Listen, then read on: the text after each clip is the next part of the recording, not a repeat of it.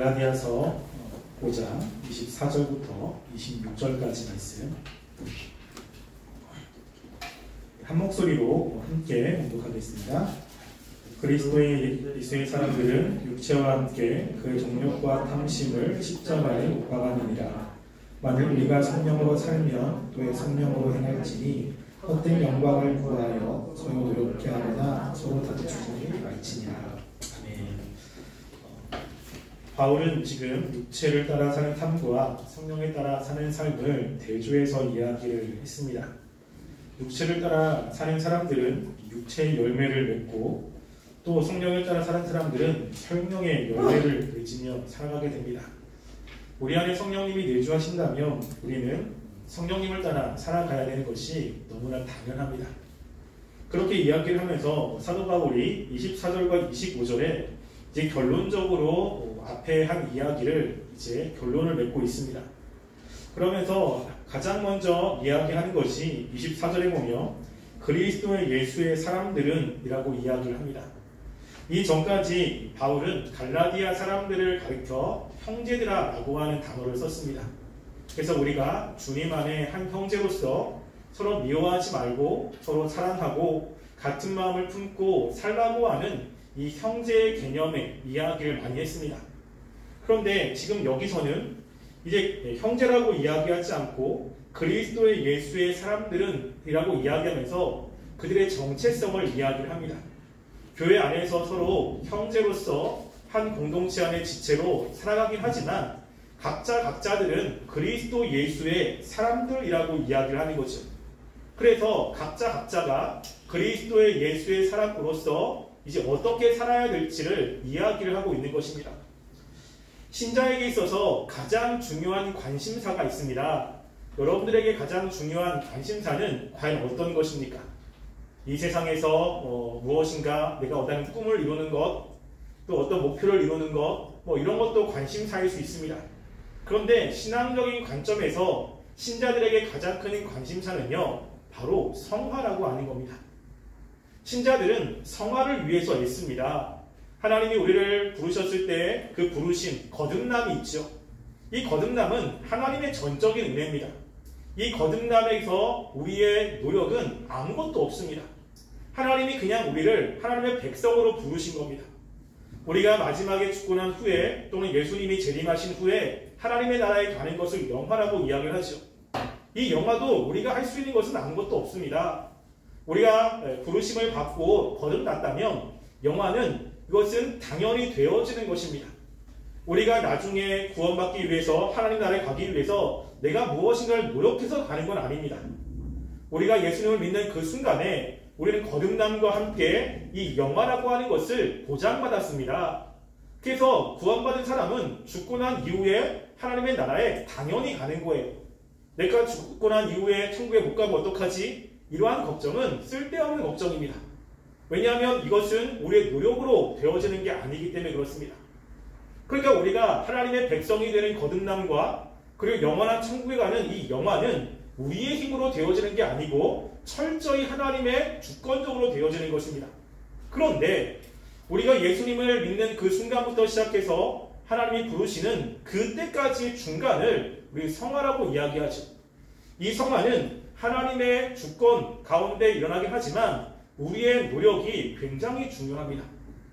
성도가 그 기간 동안에 하나님의 백성다운 모습을 세상에 보이고 세상에서 하나님의 뜻대로 살아가는 것은 그 성도가 얼마나 성화됐느냐라고 하는 것과 관련이 있습니다. 성화에 비례해서 하나님의 일을 감당할 수 있는 것이죠. 그래서 구약에 하나님께 쓰임받았던 그 모세나 여호수아, 다윗 이런 사람들을 보면 굉장히 많이 성화된 사람들이고 하나님은 그런 성화된 사람들을 통해서 하나님의 일을 감당합니다. 또 성화된 사람들은 하나님의 은혜를 다른 사람들이 누리지 못하는 것들을 많이 누리게 됩니다. 그래서 우리가 구약에 보면 다윗이 하나님을 고백하는 시편들, 특별히 가장 유명한 시편 23편 여호와는 나의 목자시니 내가 부족함이 없으리로다 라고 하는 이 고백을 많은 사람들이 좋아해요. 그리고 그런 고백을 하고 싶습니다. 근데 실제 자신의 삶에서 이러한 고백을 마음에서 우러나오게 하는 사람은 많지가 않습니다. 왜냐하면 하나님이 그렇게 자신의 부족함이 없이 채워주시는 은혜를 경험을 많이 못하기 때문에 그래요.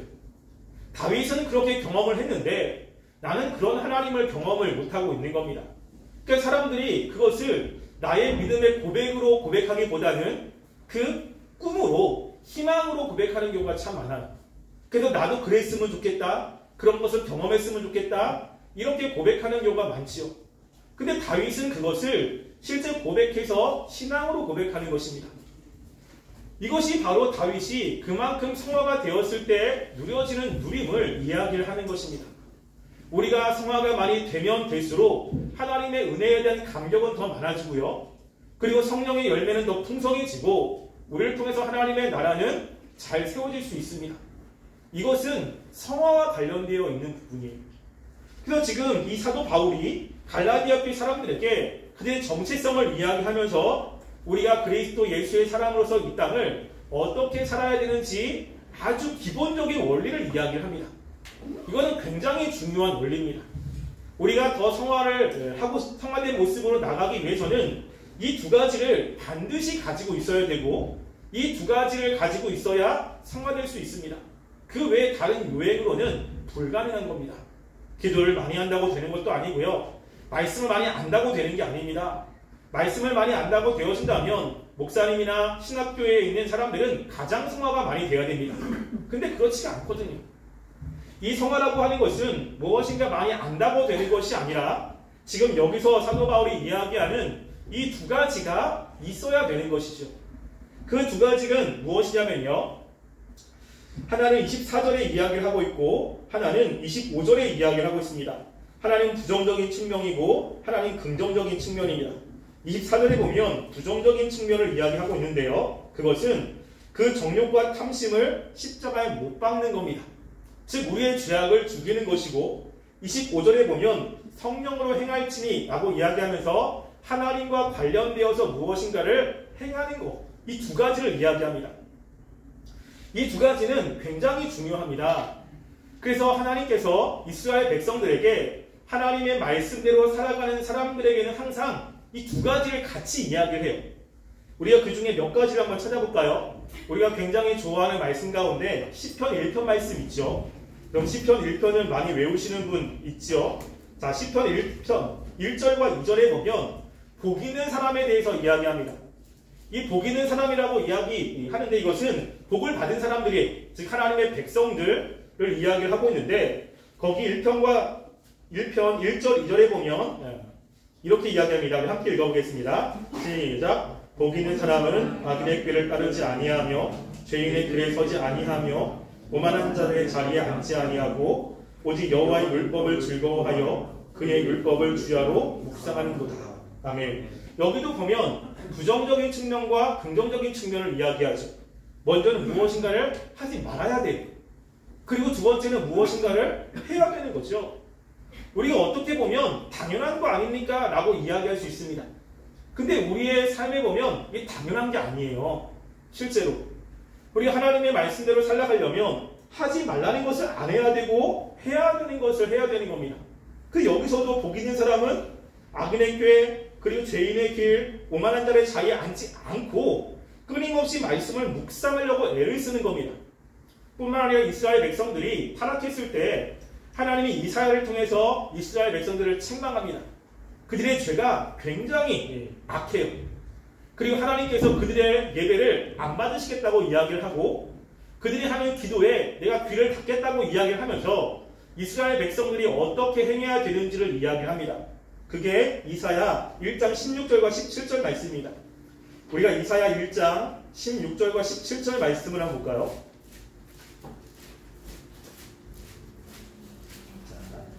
이사야 1장 16절과 17절 말씀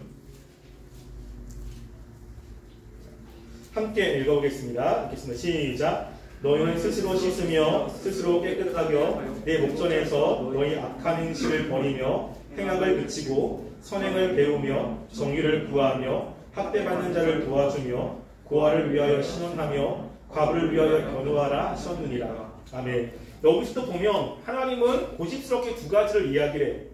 너희들이 하지 말아야 될 것, 악한 행실을 버리고 행악을 그치고 그리고 선을 배우며 정의를 구하며 학대받는 자를 도와주며 어떻게 보면 하나만 이야기도 됩니다. 너희가 악한 행실을 버리고 행악을 그쳐라. 이것만 이야기도 되는데 고집스럽게 버릴 것과 행할 것을 두 가지를 같이 이야기합니다.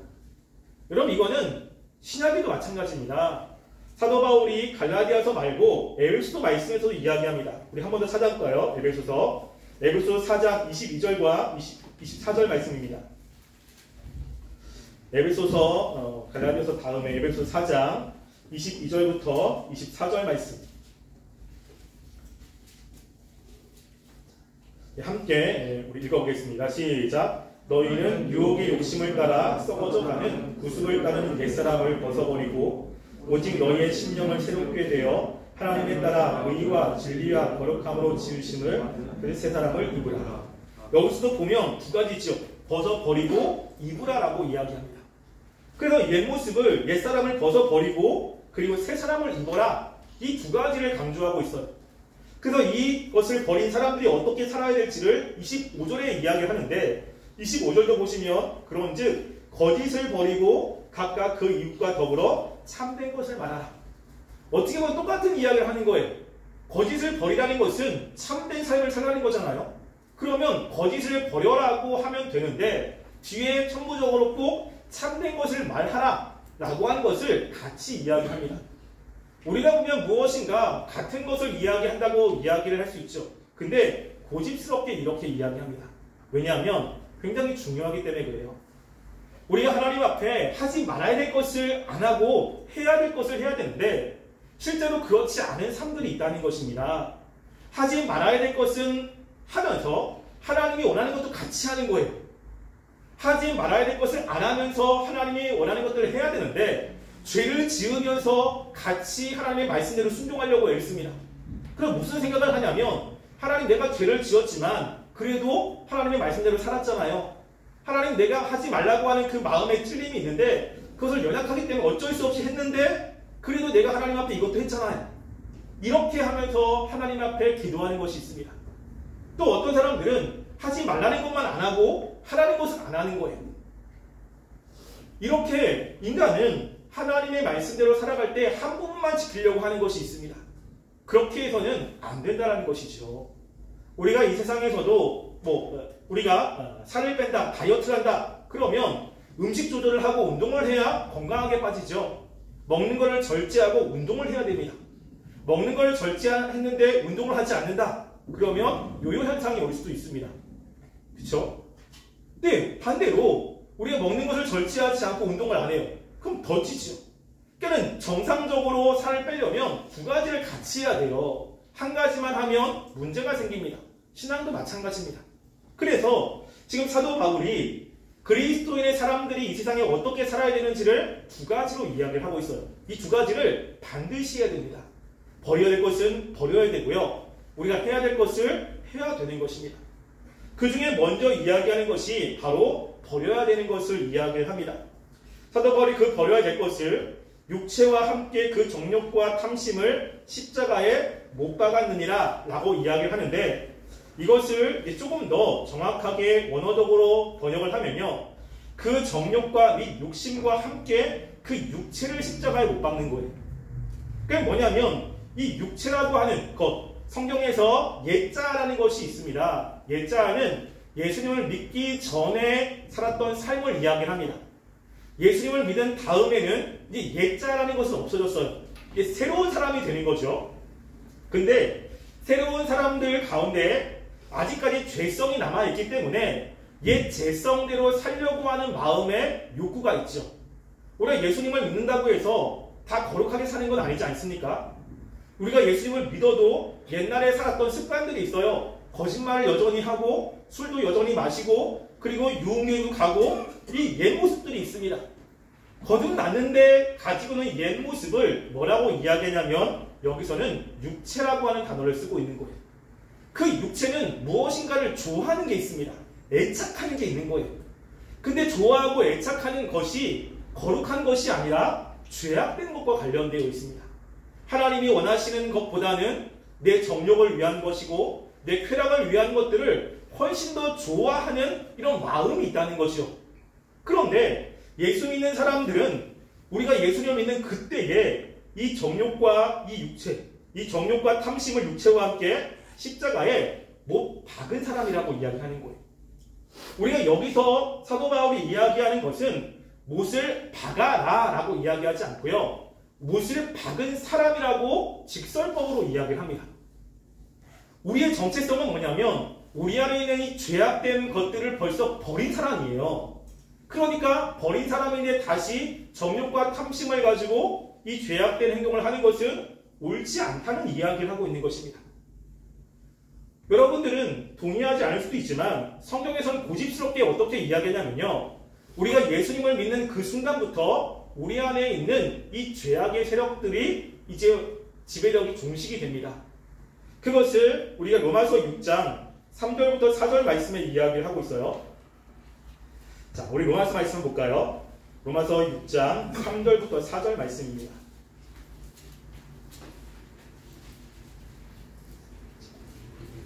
로마서 6장 3절부터 4절 말씀 함께 우리 읽어보겠습니다. 로마서 6장 3절 4절 함께 읽습니다. 시작. 그러므로 우리가 3절 4절입니다. 제가 잘못 읽었습니다. 우리 그리스도 예수와 합하여 세례를 받은 우리는 그의 죽으심과 합하여 세례를 받은 줄 알지 못하느냐. 그러므로 우리가 그의 죽으심과 합하여 세례를 받음으로 그와 함께 장사되었나니 이는 아버지의 영광으로 말미암아 그리스도를 죽은 자 가운데서 살리심과 같이 우리로 또한 새 생명 가운데서 행하게 하려 하시라. 아멘. 지금 여기 보면 세례라고 하는 것을 이야기를 하고 있어요. 여기서의 세례는 우리가 교회에서 하는 이 물 세례를 이야기하는 것이 아닙니다. 다른 말로 하면 성령 세례를 이야기하고 성령 세례의 다른 말은 거듭남을 이야기하고 있어요. 그러니까 이 거듭남이라고 하는 것을 여기서 세례로 이야기하거든요. 거듭난 것은 무엇이냐면 예수님의 죽으심과 함께 내가 죽고 예수님의 살아나심과 사는 거예요. 즉 예수님과 연합이라는 것을 하게 되는 것이 이 거듭남입니다. 그것을 우리는 믿음이라고 이야기하죠. 그래서 우리가 믿을 때 뭘 믿죠? 우리가 예수님을 믿는다고 할 때 무엇을 믿습니까? 예수님께서 나를 위해서 십자가에 달려 돌아가시고 그리고 나를 하나님의 백성으로 삼아주신 걸 믿잖아요. 그러니까 예수님이 내 대신 내 죄를 대신 가지고 돌아가신 거예요. 이거를 믿는 거예요. 그러니까 내 죄를 누가 다 가지고 갔냐면 예수님이 가지고 가셨잖아요. 그리고 나는 이제 예수님이 주시는 새 생명을 가지고 예수님을 위해서 살아가는 거예요. 이게 세례라고 하는 의미입니다. 그래서 성령님이 내주하는 사람들 마음속에는 어떠한 마음이 들기 시작하냐면 이제 죄악된 삶을 버리고 하나님의 말씀대로 살려고 하는 마음의 소원을 갖기 시작해요. 지금 여기서 소원이라고 이야기했어요. 실제 산다는 것은 아닙니다. 그 마음 가운데 이제 죄악된 것들을 깨닫고 버리려고 하고 이제는 하나님의 말씀대로 살려고 노력하는 마음의 경향성이 생기기 시작해요. 이것이 성령이 주는 마음입니다. 그래서 우리가 왜냐하면 이제는 우리의 정체성이 죄악된 삶이 아니라 하나님의 말씀대로 살아가는 삶이기 때문에 그래요. 그래서 우리가 예수님을 믿는 그 순간에 예수님이 십자가에 돌아가신 것처럼 우리가 가지고 있는 죄악된 본성, 여기서 얘기하면 육체와 정욕, 이것이 십자가에 못 박힌 것이 되는 거예요. 그러니까 그렇게 못 박았는데 다시 우리가 하나님의 말씀대로가 아니라 정욕대로 살아가는 것은 이것은 우리의 정체성과 맞지 않는다는 것입니다. 이것을 사도 바울이 갈라디아에서도 비슷하게 이야기를 해요. 우리 갈라디아서 2장 20절 말씀 한번 볼까요? 이건 굉장히 유명한 말씀이죠. 갈라디아서 2장 20절 말씀. 근데 그것을 조금 더 이제 다른 말로 이야기를 하고 있는 것입니다. 갈라디아서 2장 20절 말씀 함께 읽어볼게요. 읽겠습니다. 시작. 내가 그리스도와 함께 십자가에 못 박혔나니 그런즉 이제는 내가 산 것이 아니요 오직 내 안에 그리스도께서 사신 것이라. 이제 내가 육체 가운데 사는 것은 나를 사랑하사 나를 위하여 자기 자신을 버리신 하나님의 아들을 믿는 믿음 안에서 사는 것이다. 아멘. 여기도 보면 그리스도와 함께 내가 십자가에 벌써 못 박혔어요. 못 박힌 상태로 있는 거죠. 그러면 죽어야 되는데 지금 살고 있는데 왜 사냐? 그것은 내 안에 그리스도께서 사신 것이다. 그리스도가 사는 것입니다. 그래서 지금 사도 바울이 갈라디아서 2장 20절에도 뭘 이야기하냐면 그리스도인의 정체성은 이 죄악된 본성을 계속 죽이며 살아가는 삶이라는 거예요. 왜냐하면 죽은 상태이기 때문에. 그래서 우리가 예수님께서도 보면요. 예수님이 제자들과 함께 이야기를 하면서 자신의 제자들, 즉 하나님의 백성에 대한 이야기를 마태복음 16장에서 합니다. 아마 잘 알고 있는 말씀일 거예요. 제가 읽어드릴게요.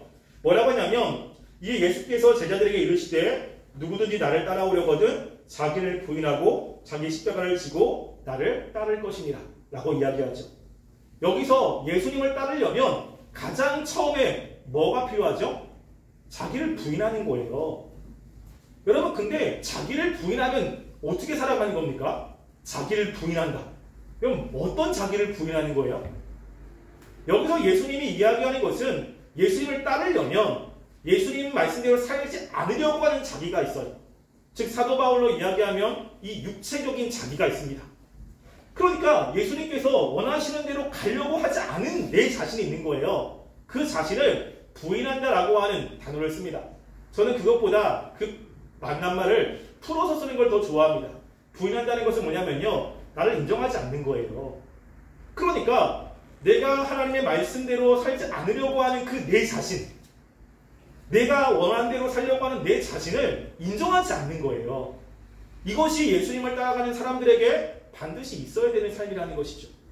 그래서 사도 바울이 이제 고린도 교회에서 자꾸만 사도냐 아니냐라고 하는 것에 대해서 논쟁이 자꾸만 일어나는 거예요. 누가 하나님의 사람이냐, 누가 정말 하나님께서 원하시는 그러한 사람이냐라고 이야기를 하면서 사도 바울이 고린도 전서 15장에 부활에 관해서 쭉 이야기를 하다가 사도 바울이 자신의 자랑을 이야기합니다. 여러분 우리가 이 사도의 서신서를 보면요. 사도 바울이 자랑을 굉장히 부정적으로 이야기를 합니다. 그래서 자랑하는 것은 이 하나님의 백성으로서 올바른 것이 아니에요. 자랑은 예수 그리스도만 자랑해야 되거든요. 근데 유독 이 말씀에서는 자기의 자랑을 이야기를 해요. 근데 그 자기의 자랑이 예수 그리스도가 아니라 뭘 이야기를 하냐면요. 고린도전서 15장 29절에서 31절에 보면 제가 읽어드릴게요. 이렇게 이야기합니다.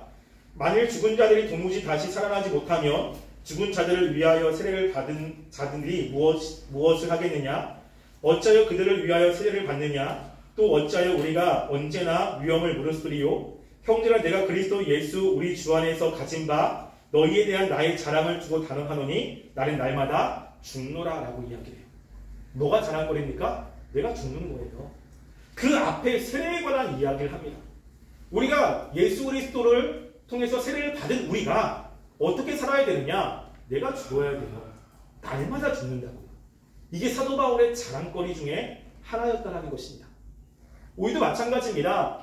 우리가 정말로 하나님의 백성으로 이 땅 가운데 살아가고 성화의 삶을 살고자 한다면 가장 먼저 있어야 되는 것은 하나님의 말씀대로 살고 싶지 않은 내 육체적인 정욕을 죽여야 돼요. 능동적으로 죽여야 됩니다. 이것이 없으면 주님을 따를 수가 없습니다. 예배 시간에도 하나님 말씀대로 하고 싶지 않은 마음이 있죠. 강하지 않습니까? 찬양, 기도 이게 내 마음대로 살려고 하는 마음이 있어요.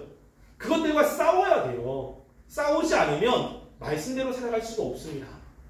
그래서 가장 먼저는 우리가 하나님께 기도할 것 중에 하나는 하나님 내 안에 이 정욕들을 볼 수 있게 해달라고 기도해야 되고요. 정욕을 싫어하게끔 기도하는 것이 되게 중요해요. 이것을 죽여야 되는 것인데 내가 그 정욕을 너무 사랑합니다. 내가 이것을 제거해야 되는데 그 정욕이 너무 좋은 거예요. 그 정욕이 너무너무 사랑스러우니까 이것을 죽이지 못하는 거죠. 근데 그것을 미워하게 되면 십자가에 못 박을 수 있거든요. 그러니까 우리가 지금 그리스도인으로서 살아가기 위해서 가장 먼저는 우리 안에 있는 이 정욕들, 죄악된 본성들을 미워하는 마음을 갖게 달라고 기도해야 되고요. 그리고 그것을 죽이는 삶이 먼저입니다.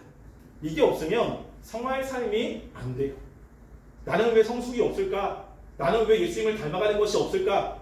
뭐냐면 이렇게 자기를 죽이는 것에 대한 치열함이 없으면 절대 성숙이 안 됩니다. 이건 교회 생활에 아무리 오래 해도 그것과 상관이 없습니다. 두 번째는 뭐냐면요. 우리가 성령으로 살면 또한 성령으로 행할지니라고 이야기하죠. 그래서 여기서 보면 우리가 성령으로 살면이라고 해서 조건처럼 이야기를 하죠. 근데 이것을 화정부 목사님이 이 부분을 조금 더 쉽게 설명을 했습니다. 화정부 목사님이 뭐라고 하냐면 우리가 성령으로 살면이라고 하는 것은 조건이 아닙니다. 이것은 우리가 성령으로 거듭났기 때문에 라고 하는 단어입니다. 라고 이야기해요. 무엇이죠? 우리가 성령으로 거듭났기 때문에 이게 어떻게 삽니까? 성령으로 행할지니라고 이야기하는 거예요. 거듭났기 때문에 우리 안에 성령님이 내주하시기 때문에 우리는 당연히 성령님이 인도하신 대로 살아가야 되죠. 이것을 존 칼빈은 조금 더 분석해서 이렇게 이야기를 합니다. 여기서 산다라고 하는 것은 내적인 능력을 의미하는 것이고 행한다는 것은 외적인 행동을 의미하는 것이다 라고 이야기합니다. 그래서 성령이 내 안에 산다는 것은 이제 내 안에 하나님의 말씀대로 살아갈 수 있는 능력을 주신 거예요. 거듭나기 전에는 하나님의 말씀대로 절대 살 수가 없습니다. 하나님의 말씀 하나도 지킬 수가 없습니다. 그런데 거듭나는 순간 성령님이 우리 안에 내주하셔서 이제 성령님의 능력으로 하나님의 말씀대로 살아갈 수 있는 힘을 얻게 됐어요. 그리고 나서 뭐가 필요하냐면 이제 우리가 외적으로 행동으로 드러나는 것이 필요합니다. 그것이 행할지니라고 이야기를 하는 것입니다. 그래서 우리가 하나님이 성령님이 내 안에 내주하신다라는 것을 무엇을 통해서 알 수 있습니까? 행위를 통해서 알 수 있는 거예요. 그래서 우리가 무엇인가 말로 아니면 다른 사람에게 말씀을 가르치는 것은 쉽습니다. 정보 전달은 어렵지가 않아요. 공부 조금만 하면 다 가르칠 수 있습니다. 근데 중요한 것은 내가 말씀대로 살아가는 것은 이거는 다른 문제입니다. 이거는 가르쳐도 되는 문제가 아니죠. 내 안에 성령님의 강력한 역사하심이 있고 내 안에 하나님을 살아가는 마음이 강력해야 말씀대로 살아갈 수가 있는 겁니다. 그래서 이 매튜엔이라고 하는 신학자는 이것을 이렇게 이야기합니다. 만일 우리가 그리스도의 영을 받았다고 또는 우리 마음이 영으로 새롭게 되고 영적 생명의 원리를 부여받았다고 고백한다면 삶 속에서 적절한 성령의 열매를 맺음으로써 그것을 증명해야 한다. 다시 한번 읽어드릴게요. 만일 우리가 그리스도의 영을 받았다고 또는 우리 마음이 영으로 새롭게 되고 영적 생명의 원리를 부여받았다고 고백한다면, 네가 거듭났다고 고백한다면 삶 속에서 적절한 성령의 열매를 맺음으로써 그것을 증명해야 된다 라고 이야기를 합니다. 우리가 증명되는 게 뭐죠? 외적인 모습이에요. 그래서 우리가 아주 기본적으로 나는 예수 믿는 사람입니다 라고 고백했을 때 정말로 예수 믿는 사람으로서 가장 기본적인 모습이 뭐죠? 예배 나오는 거예요. 그리고 예배를 안 나오는데 1년에 한 번도 예배를 안 나오는데 나는 예수 믿는 사람이라고 이야기를 합니다. 여러분 유럽에 있거든요. 유럽에는 1년에 딱 2번 교회 간대요. 한 번은 성탄절, 한 번은 부활절. 그런데 그러면서 자기는 예수 믿는 사람이라고 이야기를 합니다. 유럽에서는. 근데 정말로 예수 믿는 사람 맞습니까? 아니죠. 그냥 종교 생활이죠. 실제 예수님을 믿는 사람이라면 예를 안 나올 수가 없어요. 내가 예수 믿는 사람이라고 분명히 고백하고 그 사람을 살아간다면 우리는 반드시 예배에 나와야 되죠. 학생은 학교에 갑니다. 그렇죠? 직장인은 직장에 간다고요. 내가 정체성을 가지고 있으면 거기에 걸맞는 행동이 나오게 되어 있다고요. 우리가 예수 믿는 사람이라면 우리 안에서 성령님의 역사함에 대한 분명한 행동들이 나오게 되어 있다는 것입니다. 그래서 그것을 내가 열심히 행동하는 것으로 나오게 돼요. 그런데 이렇게 성령으로 행하는 것을 수동태로 이야기하지 않고 능동태로 이야기하고 있어요. 즉 뭐냐면요. 어떤 사람들이 그렇게 생각을 해요. 나는 힘이 없는데 내가 열심히 기도하면 또 내가 열심히 찬양을 하면 하나님이 내 마음을 감동시키셔서 나를 강력하게 말씀대로 살 수 있도록 힘을 부어주시지 않을까? 라는 생각을 하는 분이 계십니다. 예전에 저도 좀 그런 것이 있었거든요. 저는 주님을 온전하게 믿기 전에 제가 중학교 때부터 목회자가 되기로 서원을 했습니다. 그때부터. 그리고 저희 부모님이 정말로 열심히 기도를 했어요. 근데 아이러니하게도 제가 목회자로 꿈꾼 다음부터 이제 음주를 시작했습니다. 네, 음주를 시작을 했는데 그러면서 제 마음에 어떤 확신이 있냐면요. 지금처럼 그때는 신학적인 지식도 별로 없고 지금처럼 신학적인 지식이 이렇게 보편화되지 않는 때였어요. 좀 신비적인 것이 좀 강한 그런 때였습니다. 뭐 기도해가지고 방언도 받고 뭐 이런 것들 체험 중심적으로 하는 때여가지고 저도 그 당시에 좀 체험적인 이런 신앙을 가지고 있었어요. 무슨 생각이 있었냐면 부모님이 진짜 열심히 기도하고 나도 하나님의 말씀대로 살려고 하는 마음이 강하다면 내가 아무리 죄를 많이 져도 하나님이 강력한 힘으로 바울처럼 나의 삶을 한 번에 바꾸실 거라고 하는 확신 가운데 죄를 졌습니다. 그래서 내가 아무리 그렇게 해도 언젠가는 하나님이 내 마음을 완전 바꾸셔서 나의 삶을 180도 바꾸실 거라고 하는 확신이 저한테 있었어요. 그래가지고 죄를 지면서도 전 담대했습니다. 한편으로는. 왜냐면 확신이 있으니까. 그래서 하나님 언제 바꾸실 겁니까? 계속 이렇게 따지기도 하고. 여러분 그런데 제가 이제 24살 때 교육자 생활을 하기 시작하고 그때부터 하나님이 하시는 작업이 있었어요. 저는 열심히 기도하면 한순간에 제 죄악된 습관들을 바꾸고 그리고 제 마음을 바꾸고 제 삶을 바꿀 거라고 기도를 했는데 하나님의 방법은 그게 아니었습니다. 뭐냐면요. 말씀을 통해서 자꾸만 제 죄악들을 깨닫게 하고서 그걸 바꾸라고 자꾸만 마음 가운데 강력한 소망을 주는 거예요. 그래서 내 죄악된 습관들을 가지고 싸우는데 안 바뀌는 겁니다. 안 바뀌는 것 때문에 너무 힘든 거예요. 기도를 하고 또 무엇인가 그 죄악을 안 지려고 애를 써도 또 실패하고 또 실패하고 실패한 것 때문에 너무너무 힘든 거예요. 그러면서 그 죄악된 생각들이 없으면 괜찮은데 없어지지가 않아요. 말씀을 통해서 계속 깨닫게 하시는 거예요. 이게 나를 너무 괴롭히는 거죠. 그러면서 하나씩 하나씩 바꾸어 가십니다. 하나님이 우리의 삶을 이렇게 바꾸어 가세요. 죄악된 것과 함께 하나님이 원하시는 것들을 하나씩 하나씩 우리 마음 가운데 소원을 두고 거기에 능동적으로 내가 반응하게끔 하면서 바꾸어 가십니다. 그런데 하나님이 마음 가운데 소원을 주는데 우리가 그 마음을 제거할 수도 있어요. 그렇게 안 하려고 할 수도 있습니다. 그것을 데살로니가 전서 5장 19절에서 이야기합니다. 우리 데살로니가 전서 5장 19절 말씀을 볼까요? 여기에 보면 무슨 말씀을 하고 있냐면요. 성령의 소욕에 관해서 이야기를 합니다. 데살로니가 전서 5장 19절 말씀. 자, 함께 읽어보겠습니다. 시작. 성령을 소멸하지 말며. 여기 보면 어떤 일이 벌어지냐면 성령이 소멸되는 일이 있다는 것입니다. 여기 소멸되다는 것은 뭐냐면요. 불을 끄다는 거예요. 성령님이 우리 가운데 내주하셔서 어떠한 욕망, 하나님의 말씀을 살려고 하는 이 강력한 갈망을 우리 마음 가운데 주시죠. 그래서 말씀을 들으면 죄를 버려야겠다. 또 하나님 말씀에 살아야겠다라고 하는 마음을 주신다고요.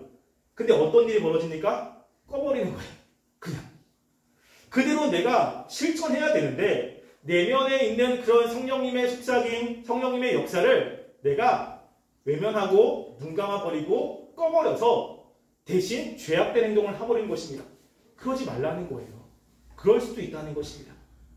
분명 거듭난 사람인데 지금 성령님이 역사하지 않는 게 아니에요. 말씀을 들으면 찔림이 계속 있어요. 말씀을 들으면 무엇인가 들려요. 내 마음 가운데 무엇인가 하려고 하는 갈망이 생깁니다. 그럼 내가 거기에 발맞추어서 능동적으로 무엇인가 액션을 취해야 되는데 뭐냐면 안 하는 거예요. 말씀은 그렇지만 그렇게 하면 힘들어. 그렇게 하면 내 삶은 어떻게 되지? 그럼 내가 억울한 거 아니야? 여러 가지 것으로 그 성령님의 소욕을 꺼버리는 일이 벌어진 겁니다. 그것을 성령을 소멸하지 말라고 이야기를 하는 거예요. 성령님은 우리의 동의 없이 그냥 귀신이 들렸을 때 사람을 이끌어내는 것처럼 그냥 강압적으로 인도하지 않습니다. 하나님은요, 인격적인 하나님이세요. 그렇기 때문에 우리한테 설득하고 설명하고 이해할 수 있도록 하셔서 우리 마음의 동의를 얻으시고 우리가 스스로 움직이게끔 역사하시는 분입니다. 그때 우리가 거기에 발맞춰서 따라가면 우리의 삶이 하나님이 원하시는 삶이 되지만 우리가 그렇게 인식을 하고 살지 않으면 성령님의 말씀대로 살아갈 수가 없는 겁니다. 성령님은 내주하시지만 성령을 따라 살지 않는 겁니다. 그러면 그것은 그리스도 예수의 사람으로서의 삶이 되지 않는 겁니다. 여러분 가운데 말씀을 들으면 찔림을 받으시는 분이 저는 있다고 봅니다. 말씀을 들으면 무엇인가 마음 가운데 하나라도 하나님께서 어떻게 하라고 여러분 마음을 두드리시는 분이 있을 것입니다. 여러분 그거는 성령님이 하시는 거예요. 여러분 마음과 있는 성령님이 지금 여러분의 삶을 바꿔가시려고 하고 이 성령의 열매를 맺게끔 지금 두드리고 계시는 것입니다. 그럴 때 우리가 그 성령님의 소욕을 끄면 안 되죠. 조금이라도 할 수 있는 한도 내에서 순종하는 것이 필요합니다. 그러면 성령님의 열매가 맺어지는 것입니다. 우리가 하나님의 백성으로 산다라고 하는 것은 두 가지가 굉장히 중요합니다. 부정적인 것과 긍정적인 것. 하나는 버려야 될 것이 있습니다. 말씀을 들으면 버려야 될 것이 생각이 나고 또 하나 말씀을 들으면 또 긍정적으로 행할 것이 생각이 날 겁니다. 여러분 이 두 가지를 함께 가지고 있어야 하나님의 백성으로서의 삶을 살아갈 수 있게 되는 것입니다. 여러분이 하나님의 백성이라면 성령님은 여러분 안에 계실 거고요. 하나님은 여러분을 절대 포기하지 않습니다. 여러분의 마음을 계속 두드릴 겁니다. 말씀을 들을 때마다 찔림을 받게 되고 말씀을 들을 때마다 말씀대로 살고자 하는 의욕을 자꾸만 불러일으키고 내가 때로는 그 말씀을 안 듣고 싶어서 귀를 닫을 수도 있습니다. 그리고 말씀을 멀리하고 싶은 생각도 들 때도 있습니다. 그렇지만 하나님은 집요하시거든요. 끝까지 그 말씀이 들리게 만들어요. 그럼 또 괴롭습니다. 여러분 하나님과 이 고집싸움 하시지 않길 바랍니다. 하나님이 이기십니다. 여러분들이 그때 힘들지만 하나님 내가 하나님의 말씀에 순종할 수 있는 마음을 주시고 순종할 수 있는 힘도 주셔서 내가 하나님이 인도하시는 대로 내가 따라가길 원합니다. 나의 삶을 이끌어 달라고 기도하면서 주의 말씀대로 순종하는 우리 청년들이 되기를 간절히 소원합니다. 기도하겠습니다. 우리가 이 시간 함께 기도했으면 좋겠습니다. 그리스도